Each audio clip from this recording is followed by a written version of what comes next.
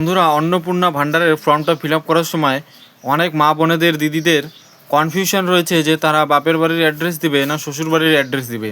তাদের বিয়ে হয়ে গেছে, তারা এখন কোন অ্যাড্রেস দিবে।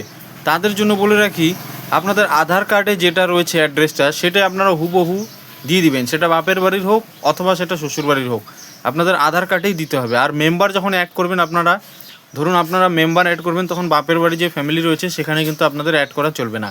আপনারা যে শ্বশুর বাড়িতে থাকবেন, শ্বশুর বাড়ির ফ্যামিলিতে আপনাদেরকে অ্যাড করতে হবে। মনে করুন আপনি ছাড়া আপনার শ্বশুর বাড়িতে 3 জন রয়েছে, আপনার শ্বশুর শাশুড়ি এবং আপনার হাজবেন্ড, তাহলে আপনাকে নিয়ে 4 জন। তাহলে আপনার ফ্যামিলিতে 4 জনকে অ্যাড করতে হবে। আপনার বাপের বাড়িতে ধরুন 4 জন ছিলেন, আপনাকে নিয়ে আপনাকে ছাড়া 3 জন অ্যাড করতে হবে। এরকম করে অ্যাড করতে হবে। আর এই ভিডিওটা বেশি বেশি করে শেয়ার করে দিন, যাতে এই তথ্যটা সবাই জানতে পারে। মনের মধ্যে যেটা কনফিউশন রয়েছে সবার, সেটা যাতে মন থেকে দূর হয়ে যেতে পারে। আর এই ভিডিওটা বেশি বেশি করে লাইক করে দেবেন, বেশি করে কমেন্টস করবেন। আপনাদের যে কোনো অসুবিধা হলে আপনারা কমেন্টস করতে পারেন। আমি পরবর্তী ভিডিও আপনাদেরকে আপলোড করে দিব আপনাদের সমস্যার, অথবা আপনাদেরকে কমেন্টসে রিপ্লাই করে দেবো।